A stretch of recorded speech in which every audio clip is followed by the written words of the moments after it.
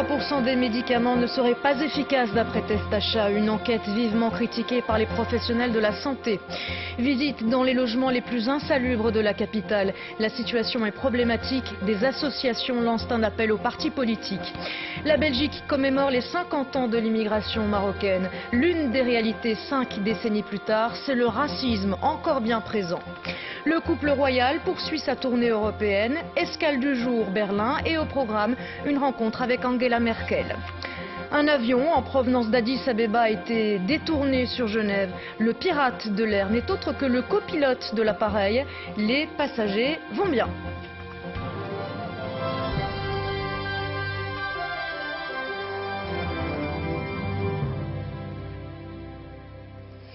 Bonsoir, Testachat lance un pavé dans la mare en dévoilant aujourd'hui une étude sur l'efficacité des médicaments. Des experts de l'association des consommateurs déconseillent l'utilisation de plus d'une centaine de médicaments, dont pas mal se retrouvent d'ailleurs dans nos pharmacies.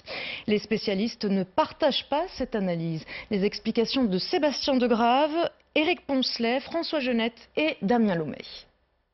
Pendant plusieurs mois, la valeur médicale de 4000 médicaments a été analysée et comparée par Testachat. Résultat, 57% des produits étudiés ont démontré leur efficacité. Mais étonnamment, 27% des médicaments auraient une utilité limitée. Pire, 15% seraient inefficaces, voire déconseillés par l'association de consommateurs. Dans les médicaments à utilité contestable, on retrouve notamment le Lysomucil, Voltaren ou les pastilles Orophar. Dans les médicaments vraiment à déconseiller, on retrouve Perdolan, Sinutab, Valdoxan par exemple. Et vous voyez bien que dans la liste que je vous cite, il y a des médicaments qui sont en vente libre, par exemple le Sinutab. Pointer du doigt certains produits et les classer selon leur efficacité globale serait néanmoins une approche extrêmement contestable selon cette pharmacienne. Tous les médicaments ont de la qualité, la sécurité et l'efficacité donc pour le patient. Maintenant, il est évident qu'un patient n'est pas l'autre. Donc un médicament peut être très bon pour un patient et efficace, pour un autre il ne le sera pas, suivant donc les médications qu'il prend en même temps.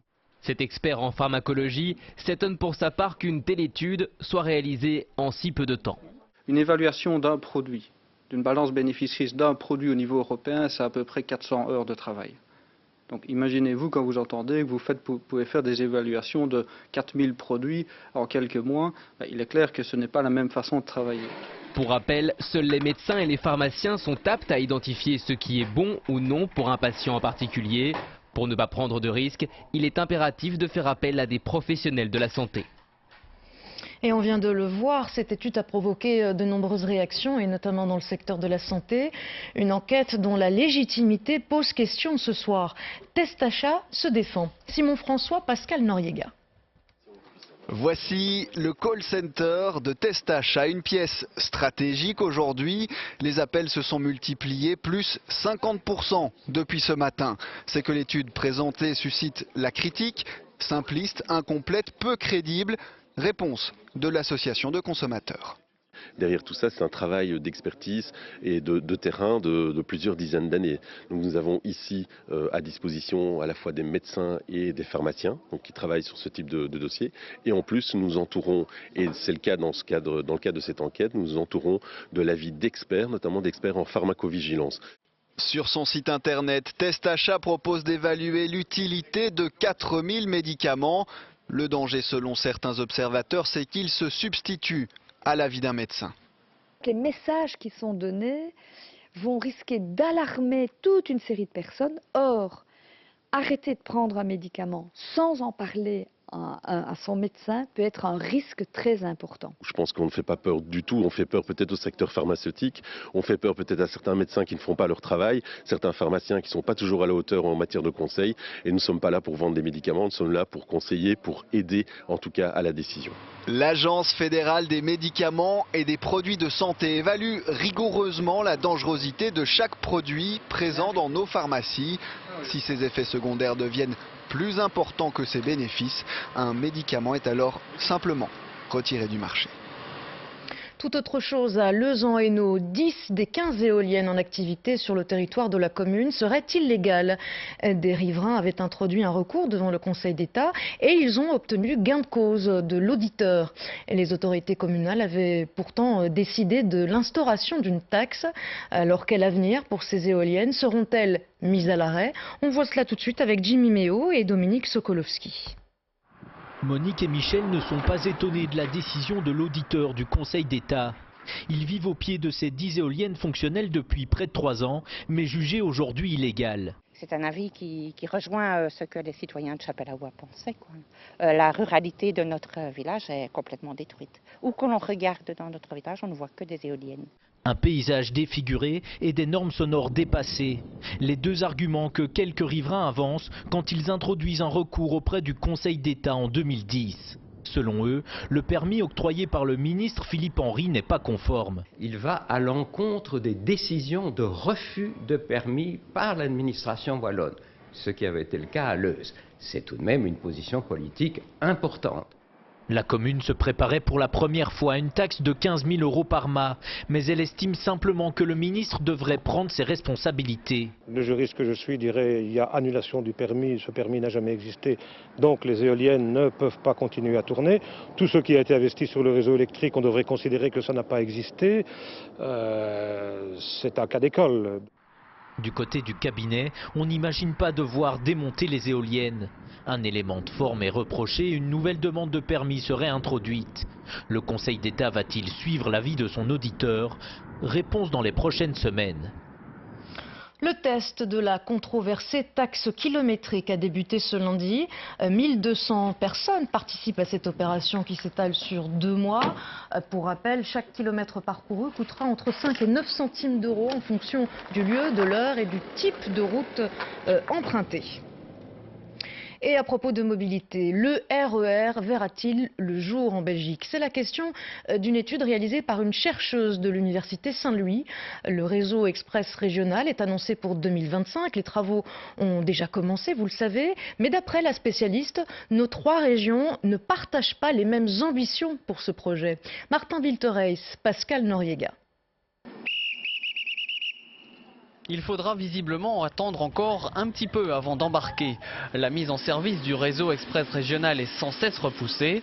En cause les chantiers pharaoniques bien sûr, mais aussi parce que le RER est avant tout une affaire de rivalité entre les 3 régions concernées. Il y a des visions divergentes à cet égard, très concrètement, savoir si un train va passer par la jonction Nord-Midi et s'arrêter dans les principales gares ou va être dévié par exemple sur l'est ou l'ouest de Bruxelles. Et donc il y a un enjeu pour les Bruxellois à favoriser la mobilité interne et pour la région wallonne et la Flandre de favoriser une mobilité des navetteurs vers les centres les plus importants à Bruxelles qui sont aussi les grands pourvoyeurs d'emplois. Chacune des parties veut donc défendre ses intérêts quant à l'usage du RER, conclut la chercheuse qui s'est penchée sur toute l'histoire de cette saga. La signature des accords entre les 3 régions a certes permis de démarrer les chantiers, mais les questions plus sensibles d'application concrète, elles, restent au placard. On a les grandes lignes de l'usage de cette grosse machine. On a effectivement des grands enjeux qui sont plus ou moins décidés, mais pour ce qui est, je dirais, des détails et qui sont quand même importants dans le RER, ben ça, on n'a pas encore évidemment d'accord sur ces sujets. Bref, un projet qui avance petit à petit, mais sans savoir ce qu'on va en faire. Un manque de vision convergente qui retarde sa mise en service, qui n'est pas attendue avant 2025 au minimum. Et demain à 12h30, l'émission RTL Plus reviendra sur ce vaste chantier du RER. Rendez-vous avec Vanessa Costanzo et ses invités. On prend un peu de hauteur à présent à la découverte d'un chantier situé à Lustin. Des alpinistes travaillent sur des parois rocheuses. Ils sécurisent les abords des voies ferrées. Une opération périlleuse organisée par la société gestionnaire du réseau ferroviaire qu'ont suivi pour nous Christophe Clément et Alain Ougardi. Fragilisés par le temps, des morceaux du massif menacent les trains qui circulent en contrebas. Depuis l'été dernier, des alpinistes spécialisés sécurisent donc la paroi rocheuse en posant des filets aux endroits les plus instables. Un travail fastidieux qui combine connaissances techniques et capacité physique. Chaque personne a 2 cordes, chaque corde est doublée. Et ensuite nous avons un descendeur et un anti-chute qui nous permettent de descendre, monter et être autonomes sur la paroi. Et tous nos outils sont rangés sur nos carnets. Donc en position de travail, on a les mains libres. Une fois suspendus dans le vide, les ouvriers acrobates peuvent forer sur une profondeur allant jusqu'à 3 mètres. Ces trous leur permettront de fixer les points d'ancrage qui soutiendront les grillages déployés sur près de 9000 mètres carrés. La difficulté, c'est la proximité de la voie ferrée et la grande verticalité de la paroi. On a une paroi qui fait 80 à 90 mètres de hauteur, directement à l'aplomb du chemin de fer. En 1998, en l'espace de quelques mois, 2 trains s'étaient trouvés confrontés à d'importants éboulements. L'un avait escaladé la mât de roche, l'autre avait déraillé, faisant une vingtaine de blessés légers. Un scénario que le gestionnaire du réseau ne veut plus revivre. Ce sont des experts que nous avons sollicités, que la SNCB à l'époque a sollicité et qui ont dit ces parois sont en fin de vie, elles ont été fragilisées par ces cycles gel-dégel et il est urgent de prendre des mesures importantes, un traitement de choc. En 10 ans, une quarantaine de parois rocheuses ont été sécurisées pour un montant de 30 millions d'euros, ce qui mis bout à bout représente 10 km de rails désormais protégés des éboulements. À quelques mois des élections, ce matin, plusieurs associations bruxelloises ont organisé une visite d'appartements pour sensibiliser des élus politiques. Vous allez les voir, ce sont des taudis.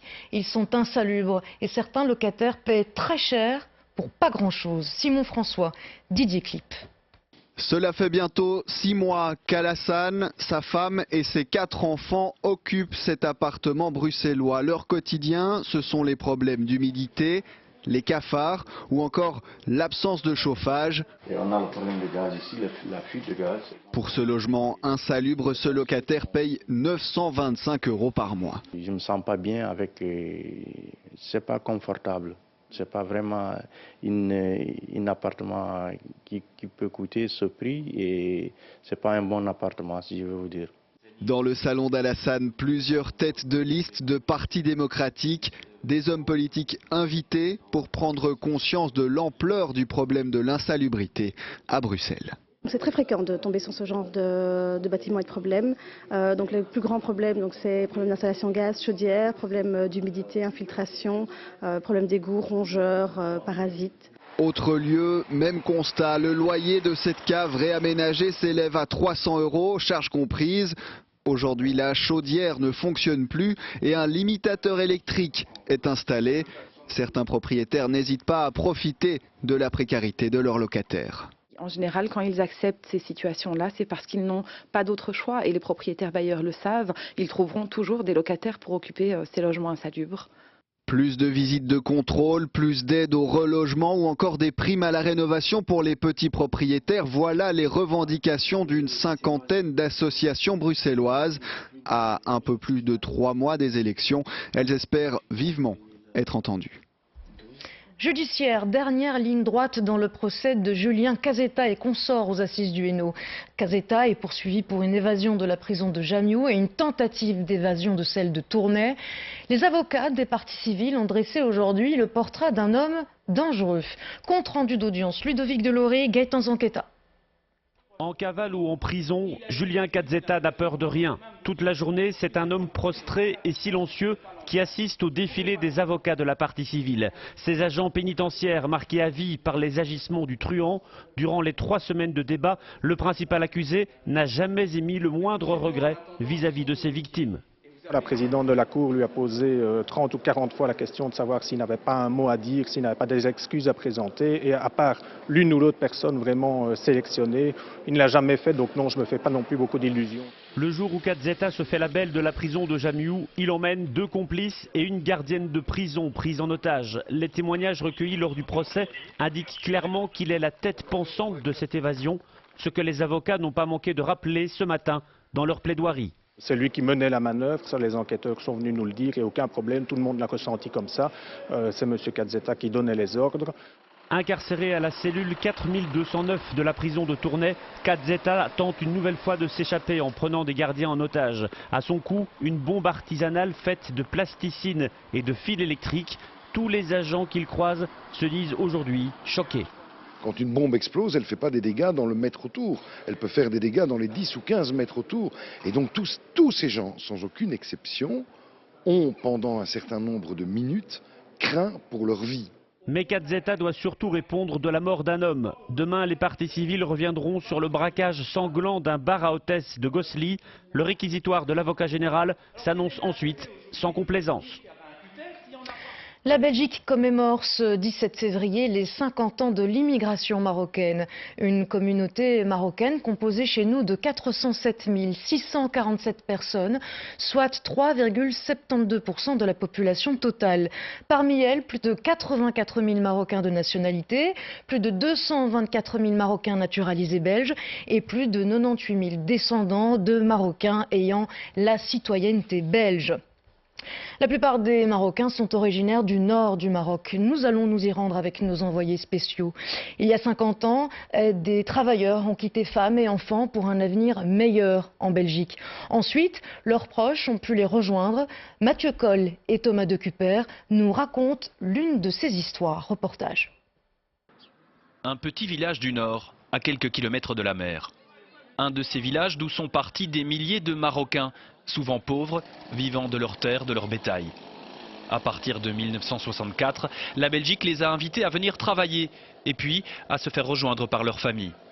C'est l'histoire de Mimouna qui revient aujourd'hui chez elle avec 2 de ses filles. Ça fait toujours du bien de revenir, c'est sûr. C'est le puits d'eau. Mimouna a vécu dans cette maison jusqu'à l'âge de 17 ans, l'âge de son mariage.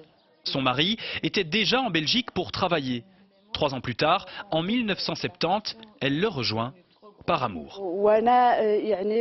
Mon mari est parti pour une vie meilleure, pour l'argent. Moi, ce n'était pas ça. Je voulais juste rejoindre mon mari et j'ai vraiment apprécié la vie en Belgique quand je suis arrivée avec ma fille.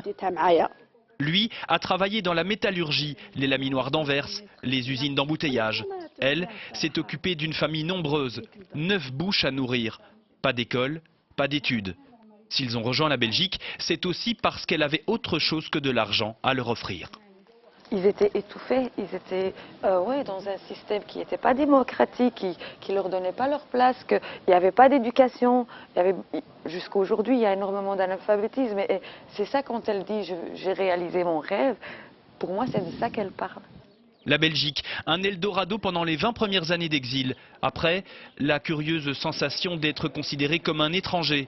En Belgique, comme au Maroc. Et aujourd'hui encore, quand elles reviennent ici, le sentiment est partagé. Elles se sentent parfois encore comme des touristes. Ça me gêne, je suis habituée, je n'ai jamais connu autre chose. Mais quand j'y pense, j'aimerais bien avoir un endroit où je me sentirais vraiment à 100% chez moi. Je ne sais pas ce que c'est, je n'ai jamais connu ça, donc je ne sais pas. Mais j'aurais bien aimé avoir ce sentiment. Des fois, je les envie, les Marocains qui vivent vraiment ici, je les envie parce qu'eux, ils ont vraiment ce sentiment d'être à 100% chez eux. Nous, on n'a pas vraiment connu ça, nous.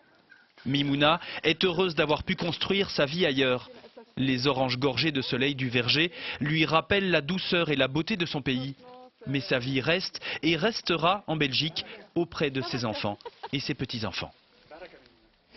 Il y a l'histoire, les hommages et la réalité aussi. La question de l'intégration de la communauté marocaine en Belgique reste centrale, réussie pour les uns, un échec pour d'autres. Et puis il y a les autres constats. La discrimination à l'embauche est réelle, sans compter le racisme au quotidien. Zakaria, 25 ans, nous raconte son calvaire. Reportage Emmanuel Dupont et Michel Herix. Il est belge de nationalité, marocain d'origine. En novembre dernier, Zakaria est sur le point de décrocher un boulot, mais à l'issue de l'entretien, son employeur le met en garde. Au moment où j'ai dû signer mon contrat, il m'a dit « Bon Zakaria, maintenant que tu fais partie de l'équipe, je vais te dire la vérité, c'est que tu es né ici, tu as ta carte d'identité belge, mais tu t'appelles El Hachti Zakaria. Et El Hachti Zakaria, en bas, ils vont pas beaucoup trop t'apprécier, il faudra travailler doublement. » En bas, c'est le magasin de matériel électrique. Le jeune homme de 25 ans est engagé comme vendeur. Il est diplômé en électricité et robotisation. Il a visiblement le profil, mais le chef des ventes ne le voit pas d'un bon œil. Vu que j'étais nouveau, c'était tout à fait normal, je faisais quelques petites erreurs. Mais lorsqu'il disait oui, qui a fait cette erreur, il disait ouais, c'est le petit arabe, le petit schtroumpf, le petit marocain. Pour avoir tenu des propos racistes à plusieurs reprises, le supérieur de Zakaria reçoit une lettre d'avertissement. Le patron souligne le caractère multiculturel de l'entreprise qu'il dirige. Tout le monde doit se sentir comme à la maison, écrit-il. C'en est même la ligne de conduite à laquelle le directeur des ventes doit se tenir, mais il ne le fait pas. Le voilà prévenu, pourtant, Zakaria est licencié. On m'a mis dans le C4, la personne ne convient pas durant la période d'essai. Je suis triste, mais je me dis, j'ai plus de courage. Je n'ose même plus aller demander du travail ou bien envoyer mes demandes parce que cette expérience-là, elle m'a cassé beaucoup. Dans le monde du travail, la plupart des plaintes déposées pour discrimination sont aujourd'hui encore liées à l'origine. Mais selon le Centre pour l'égalité des chances, la situation semble évoluer. La situation a tendance à s'améliorer dans la mesure où il y a de plus en plus une prise de conscience du fait qu'on vit dans une société multiculturelle, dans une société multiconfessionnelle. Et donc les employeurs sont de plus en plus conscients qu'ils doivent travailler cette question-là. Zakaria est toujours sans travail et toujours sans réponse aux requêtes transmises aux autorités en charge de la lutte contre le racisme, lui qui dorénavant envisage de poursuivre en justice son ancien employeur. Et demain, l'invité de la rédaction de Bel RTL à 7h50 sera Joëlle Milquet. La ministre de l'Intérieur et de l'Égalité des chances répondra en direct aux questions de Fabrice Grosfilet. Bart De Wever, lui, est sorti de l'hôpital. Le président de la NVA est de retour chez lui depuis ce midi. Il avait été admis il y a une semaine à la suite d'une infection virale. Bart De Wever reprendra immédiatement ses activités de bourgmestre d'Anvers et de président de la NVA, évidemment. Nos souverains ont effectué leur première visite officielle en Allemagne, troisième étape d'une tournée européenne entamée l'an dernier. Avec le Premier ministre Elio Di Rupo, le roi Philippe et la reine Mathilde se sont entretenus aujourd'hui avec la chancelière allemande Angela Merkel. À Berlin, Frédéric Delfosse, Denis Caudron. Ne vous y trompez pas, Angela Merkel marche avec des béquilles. Depuis son accident de ski à Noël, mais économiquement, c'est bien son pays qui mène la danse en Europe, y compris en Belgique.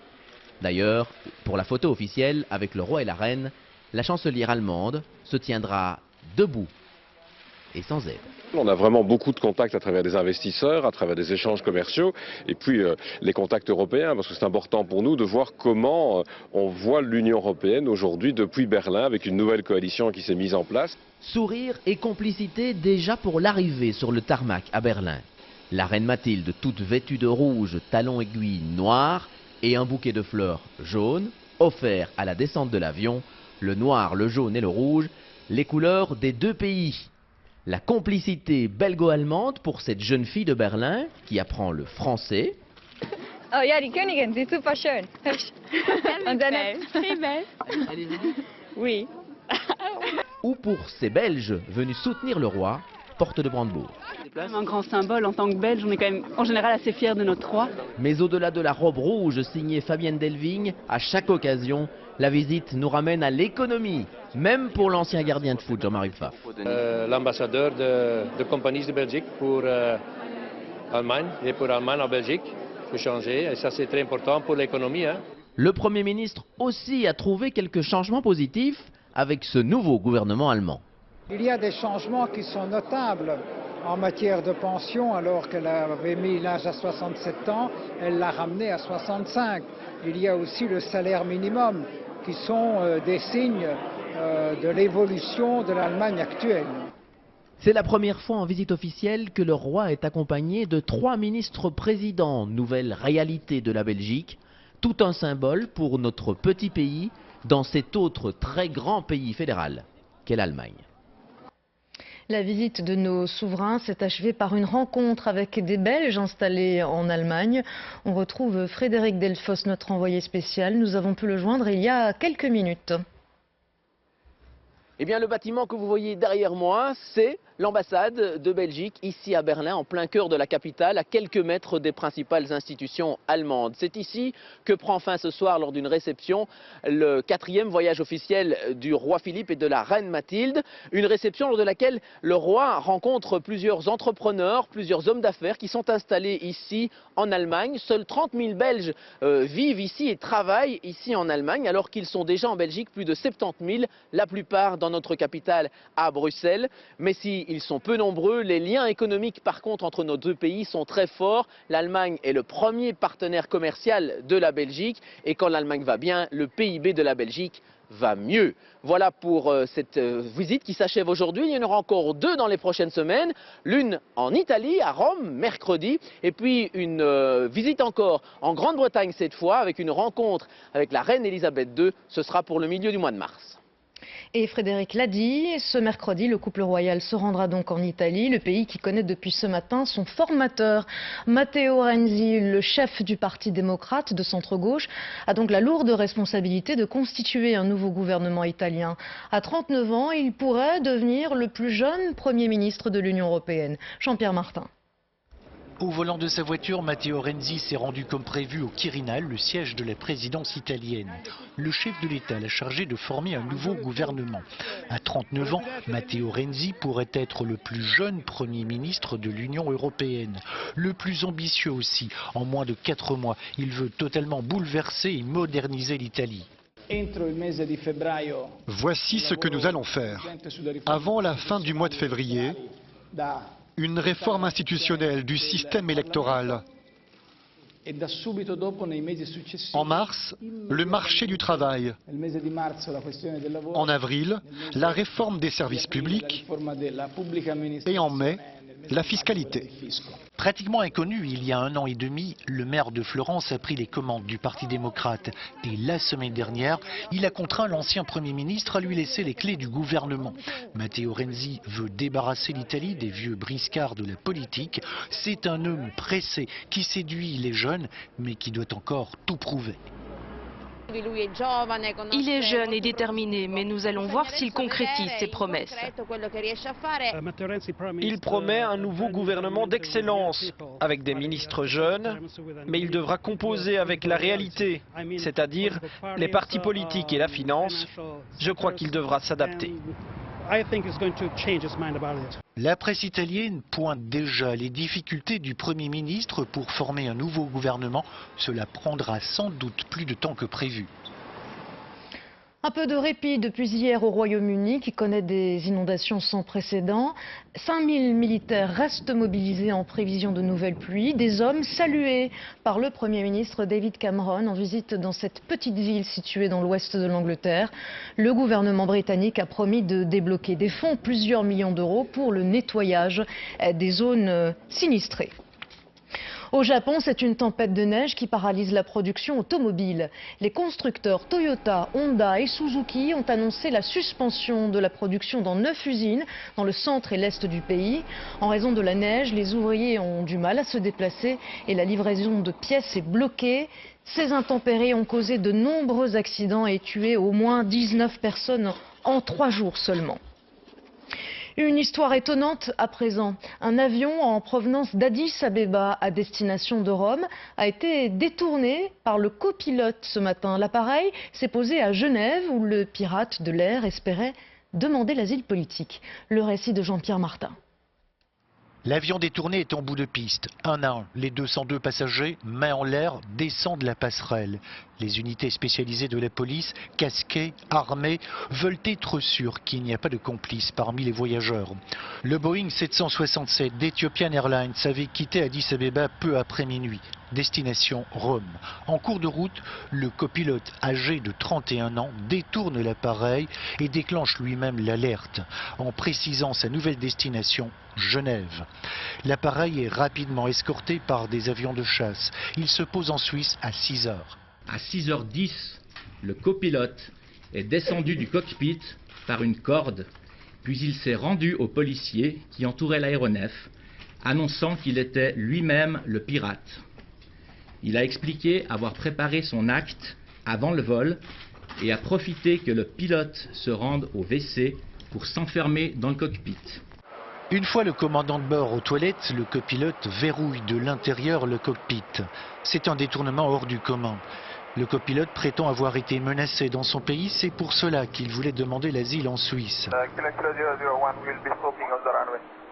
Dans cet échange avec la tour de contrôle suisse, nous pouvons entendre la voix du copilote. À aucun moment il ne précise ses motivations.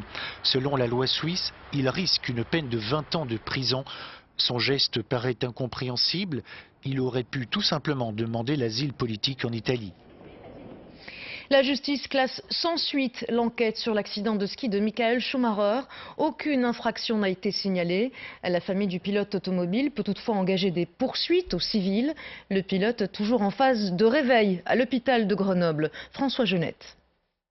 Un simple mais terrible accident de ski. Voici les conclusions définitives de l'enquête sur la chute de Michael Schumacher à Méribel. Menée par le procureur d'Albertville depuis le 29 décembre, celle-ci exclut donc toute responsabilité de la station française. Aucune infraction n'a été relevée à l'égard de quiconque. L'accident s'est produit en zone hors piste. La signalisation, le balisage, le jalonnement et l'information donnée sur les limites de cette piste étaient conformes aux normes françaises en vigueur.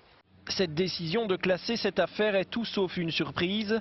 En janvier dernier, les experts avaient déjà souligné que le septuple champion du monde de Formule 1 avait pris la décision de skier hors piste. Grâce à la vidéo prise par la caméra placée sur son casque, les enquêteurs avaient également pu déterminer que Michael Schumacher ne skiait pas vite au moment de l'accident. À travers l'évolution de M. Schumacher, on ne décèle pas une volonté de prise de vitesse excessive ou de dépasser la vitesse qui pourrait être induite par la pente. La famille de Schumacher a refusé de commenter cette décision. Elle peut encore engager des poursuites au civil. L'ancien pilote de Formule 1 pour sa part est toujours en phase d'éveil après un coma prolongé. Et ses chances de s'en sortir sans séquelles sont, selon les médecins, quasi nulles. Retour chez nous avec les commémorations des 80 ans de la mort du roi Albert Ier. Un anniversaire qui intervient à quelques mois des festivités du centenaire de la Première Guerre mondiale. Des historiens regrettent toutefois l'absence d'hommage national au souverain. Sébastien Prophète avec Ghislain Federspiel. Autorités communales, provinciales, un représentant du Palais Royal et un député délégué par le président de la Chambre. Pour commémorer les 80 ans de la disparition du roi, de nombreuses personnalités sont présentes, mais il y a des absents.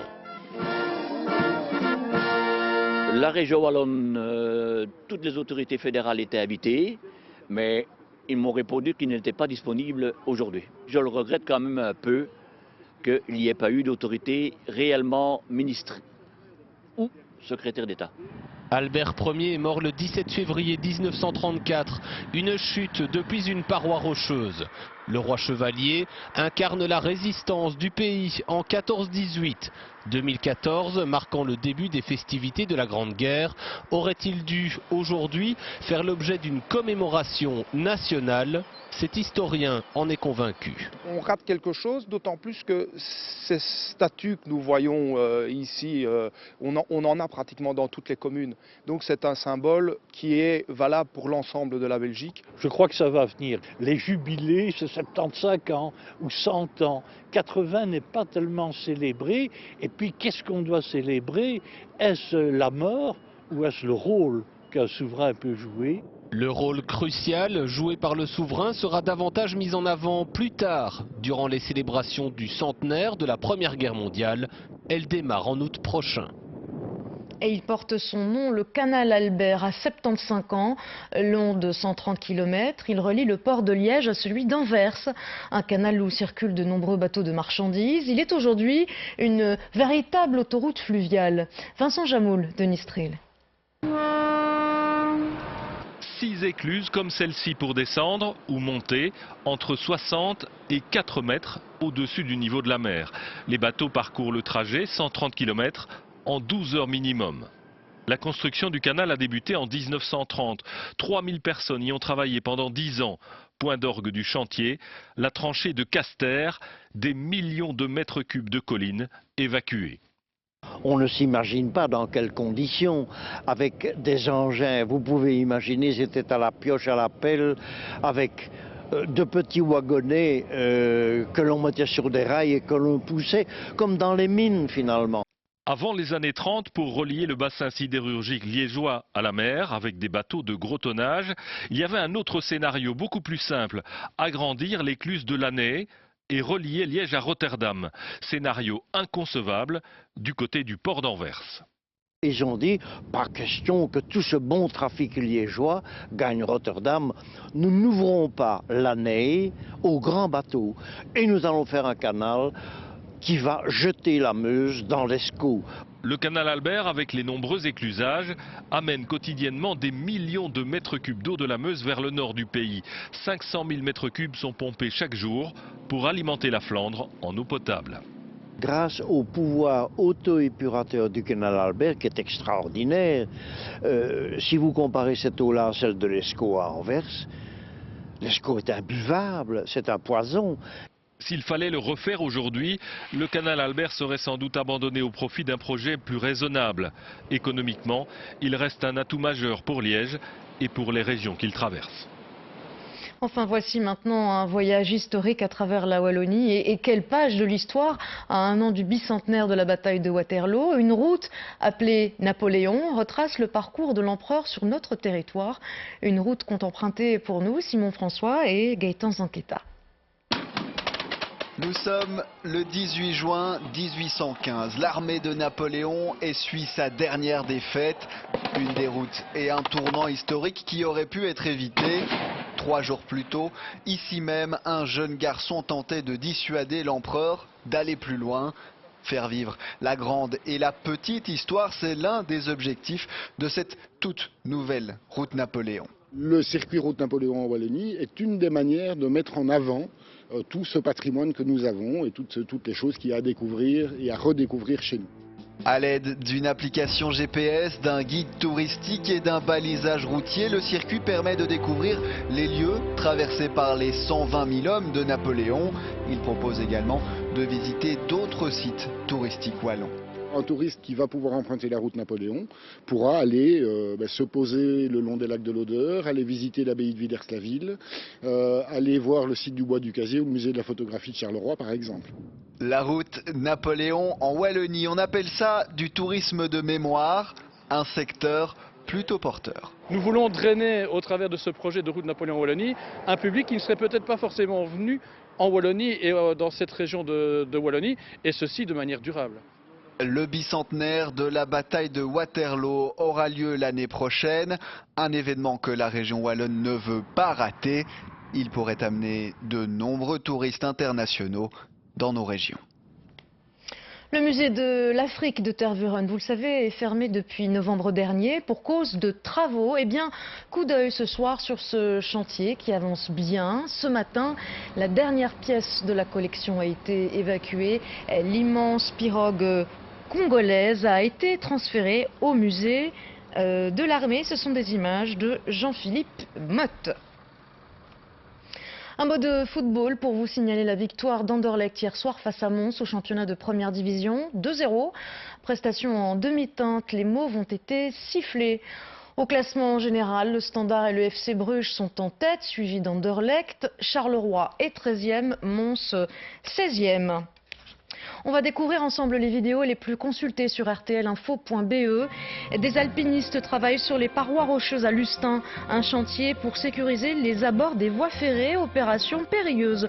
Un Hongrois de 55 ans, endetté, chômeur, sans abri, a décroché le gros lot à la loterie. Il a gagné 2 millions d'euros. Enfin, défilé de stars hier soir sur le tapis rouge des BAFTA à Londres. Léo DiCaprio, Brad Pitt, Angelina Jolie, Kate Blanchett. C'est d'ailleurs elle qui a remporté le prix de la meilleure actrice. Les BAFTA, c'est un peu l'équivalent des Oscars aux États-Unis. Voilà, et c'est la fin de ce journal. Merci à vous de l'avoir suivi. Dans un instant, la météo, suivie du magazine Images à l'appui. Et puis, évidemment, c'est lundi. Ce soir, ne manquez pas Top Chef. Demain, pour l'information à 13h, vous retrouverez Luc Gilson. Excellente soirée à vous. Merci encore. À demain. Retrouvez toute l'info en radio sur Bel RTL et en continu sur rtlinfo.be.